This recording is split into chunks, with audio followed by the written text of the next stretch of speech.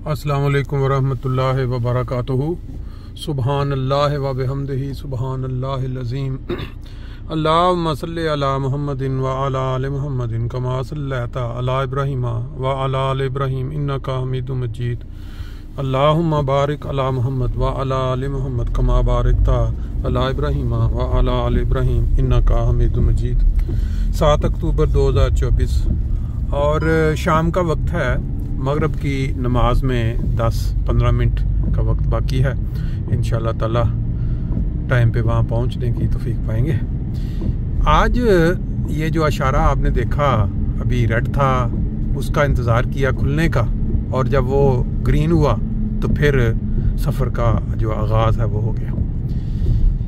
आज मैं डॉक्टर जाकिर नाइक साहब, जो पाकिस्तान के दौरे पे हैं, पाकिस्तान एक ऐसा मुल्क जो इस्लाम के नाम पे, मज़हब के नाम पे बना, और वो डॉक्टर जाकिर साहब बड़ी तारीफ़ भी कर रहे हैं पाकिस्तान के उलमा की, जहाँ वो जिस आलम को मिले। और इसी तरह उन्होंने बहुत तारीफ़ की है पाकिस्तान की PIA एयरलाइन की। जब वो सामान ट्रैवलिंग के लिए गए तो उन्होंने उनसे 50% रायत देने की जो है वो उनको ऑफ़र की, बावजूद इसके कि वो सरकारी मेहमान थे। तो उस पर भी उन्होंने अच्छे अल्फाज में तारीफ़ की। बात यह है कि डॉक्टर जाकिर नाइक साहिब के साथ रब्ता करना या डायरेक्ट उन तक पहुंचना बड़ा मुश्किल है, लेकिन इस फोरम के ज़रिए, इस सोशल मीडिया के ज़रिए उनसे मेरा ख्याल है कि डायरेक्ट 1-2 क्वेश्चन, 1-2 सवाल जो हैं वो पूछे जा सकते हैं। वो बहुत बड़े वसी दिल के मालिक हैं और बड़ा वसी तजर्बा है उनकी ज़िंदगी का, और उन्होंने हर तरह के सवालों के जवाब दे रखे हैं। एक शख्स होता है वो बहती गंगा के साथ साथ बहना पसंद करता है, और बाज़ लोग होते हैं वो बहती गंगा के मुखालिफ भी बहना या तैरना जानते हैं। अगर उनको पूरा इत्मीनान हो और उनको 100% यकीन हो कि मेरा जो नॉलेज है या जो मैं जवाब दूंगा वो 100% इस्लामी तालीम और नबी पाक सल्लल्लाहु अलैहि वसल्लम के उसवा के ऐन मुताबिक होगा। तो मैं ये हुस्न ज़न्नी रखता हूँ डॉक्टर जाकिर नाइक साहब से कि वो जो जवाब देंगे पूरी ईमानदारी के साथ, इस तरह नहीं कि पाकिस्तान में हैं तो जिस तरफ मौलवियों का रुख है, जिस तरह की हवा है उधर ही चलना है, बल्कि वो इस्लामी तालीम और कुरान की तालीम और नबी पाक सल्लल्लाहु अलैहि वसल्लम के उसवा को मद्देनज़र रखते हुए जवाब देंगे। मैं कौन हूँ, मेरा मज़हब क्या है, मैं किस से मुंसलिक हूँ, ये कोई मानी नहीं रखता। एक जनरल सवाल दिमाग में उठता है, बीइंग ए पाकिस्तानी, जब हम वहाँ पैदा हुए, जब हमने वहाँ आँखें खोली, परवरिश वहाँ हुई, स्कूलों में गए, पाकिस्तान की आर्मी की जो ट्रेनिंग होती है कॉलेजों में उसका हिस्सा बने, और हमारे बहुत से बुजुर्ग जो हैं उन्होंने पाकिस्तान की खिदमत में जाने दी। पाकिस्तान बनाने में हमारे बुजुर्गों ने बहुत बड़ा किरदार अदा किया, और पाकिस्तान के जो बनाने वाले कायदे आज़म जब वो सियासत से किनारा कश होकर इंग्लैंड जा बैठे तो उनको वापस मना के वापस लाने में भी बहुत बड़ा रोल था।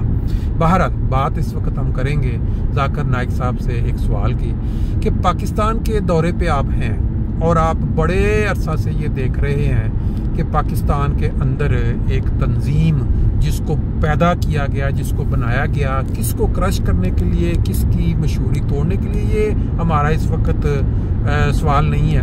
हमारा सवाल सिर्फ ये है कि पाकिस्तान के अंदर पिछले कई सालों से जो 70 साला 100 साला मसाजिद कायम थी पाकिस्तान बनने से पहले भी, और बड़े बड़े मशहूर शख्सियात ने बनवाई, बड़ी बड़ी खूबसूरत, उनके जो मीनार और महराब जत्थों की शक्ल में इकट्ठे होके हुकूमत के सामने डिमांड करके, या वो जो वहाँ के मुकामी लोग हैं जिनको वो खुद कोई इंतज़ामिया शायद कोई इशारा देती हो कि आप ये काम करें, हम आपके साथ हैं, तो वो डिमांड करके जो मस्जिदों के मीनार तोड़वा रहे हैं, एक के बाद एक महराब शहीद करवा रहे हैं। अगर कलमा लिखा हुआ है तो उसके ऊपर स्याही उसके ऊपर सीमेंट करके स्याही काली फेर रहे हैं। एक पॉइंट तो इस पे मुतल्लक है।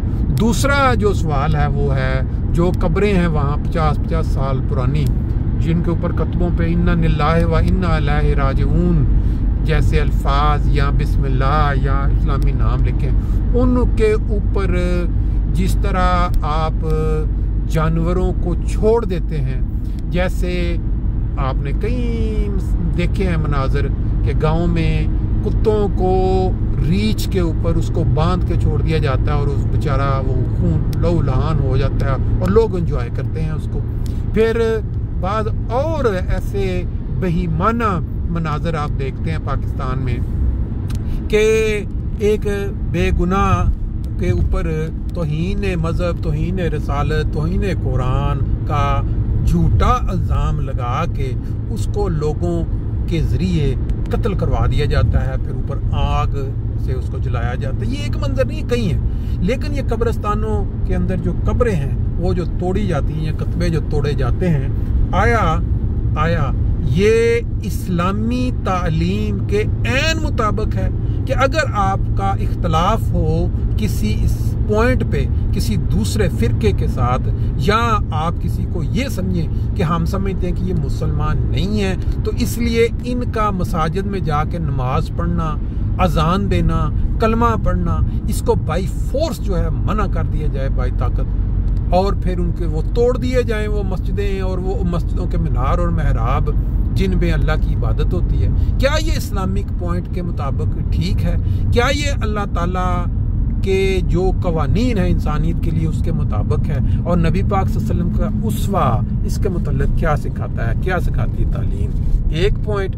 दूसरा ये कि आया जो काम ये पाकिस्तान में कर रहे हैं इस वक्त मौलवी, ये इस्लाम के नाम को बदनाम करने का बायस है या नहीं है? क्या ये रुकना चाहिए या नहीं रुकना चाहिए? ये दो पॉइंट्स हैं जो मैं आपसे इस तवज्जुह से, इस सोशल मीडिया के तवज्जुह से पूछना चाहता हूँ। आपकी इसके मुतल्लिक़ मुदल्लल राय क्या है?